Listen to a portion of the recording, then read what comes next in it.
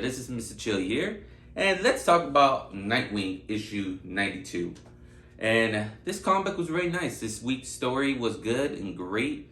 I kind of liked it. It was simple, no action, no Batman versus Joker, no big villain battles, not too much action. I like that.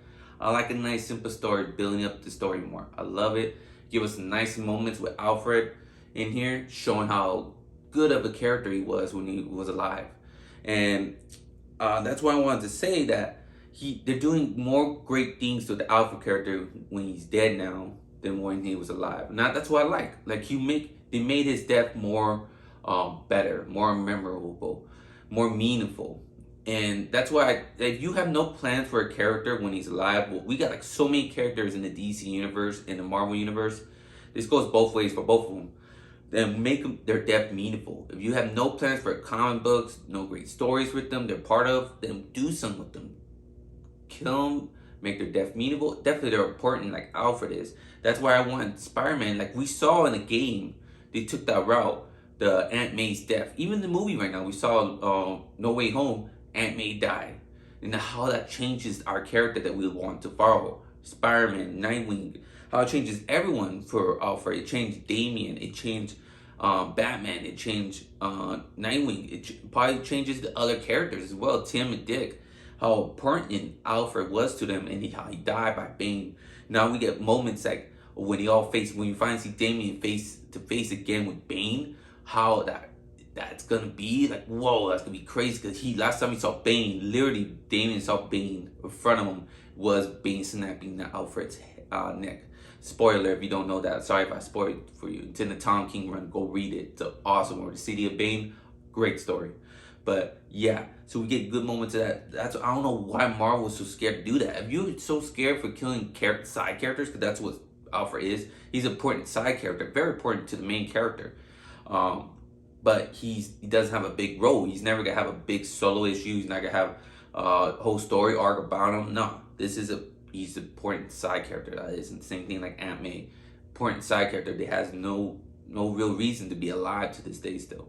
So that's why I love when they did this. When they did that to Alfred, because now look, we get all this. We get these moments that you show that Robin back in the day was trying to stop some looting from this big old blackout they had in Gotham, and he was stopping by himself. He did a foolish thing. Batman told him don't do it.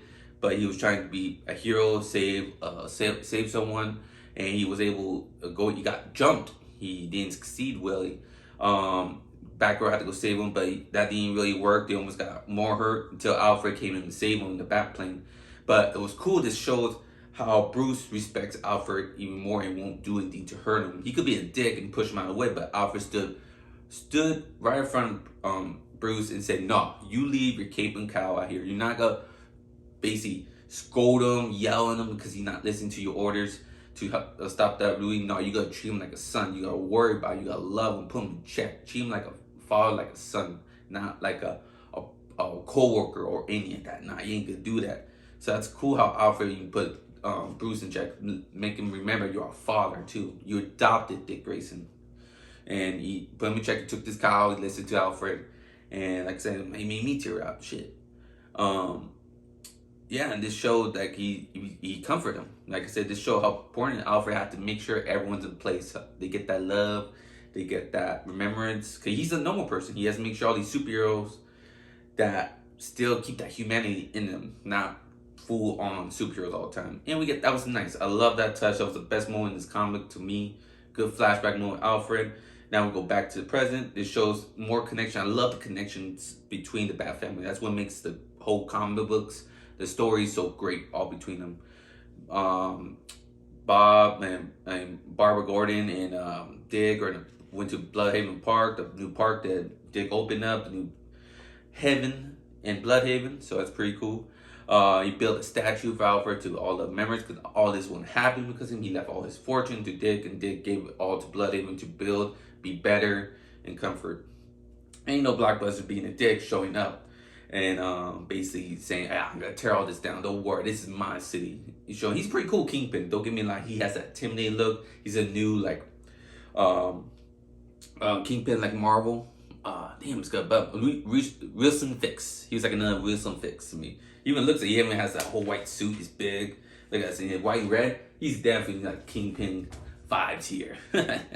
So he's pretty cool. We got basically Nightwing's sister here as well. And this shows how important and protected Dick Grayson is. And, you know, Blockbuster wants to hurt him so bad. Even Bruce threatens, if you come anyone near my son, I'm going to kick your ass. It shows how much love that Bruce has for him. Like, oh, and he doesn't feel threatened by Bruce because he doesn't know he's Batman. Obviously, Batman will kick his ass. But showing that father or son, it's cool he stepped in. He didn't just sit by, standing by. This shows Bruce could love, too, how cold he is when he's Batman. Then we got this shows how important this facility is, this heaven is, how protected it is.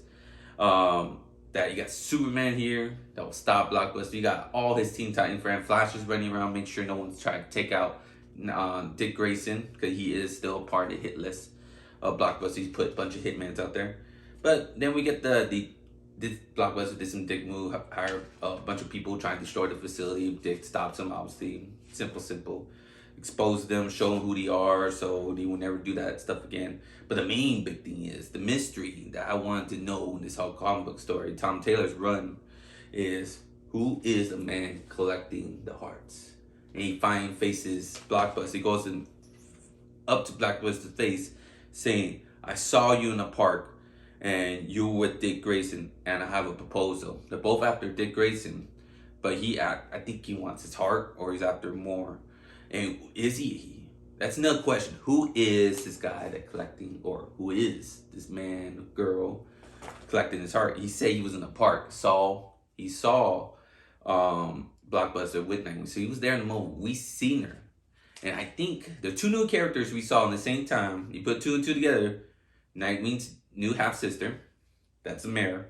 And we got this character. So perfect timing? I don't know. We got characters, women in man clothing.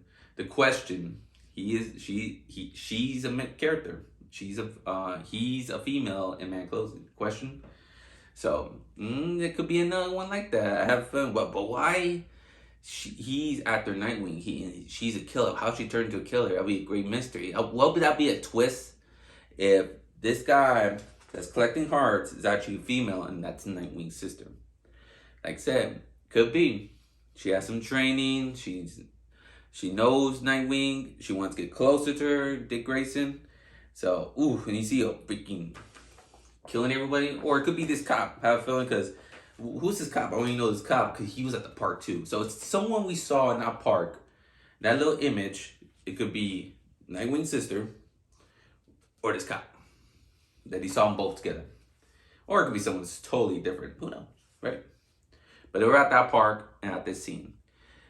But it's getting really interesting. Like I said, it's a nice issue. I don't know if you guys are enjoying the Tom Taylor one. I love my story like this. I love simple building up stories, showing they have personalities. These characters we like, Nightwing, Batman, also they have personalities, they have feelings, they have a soul, basically.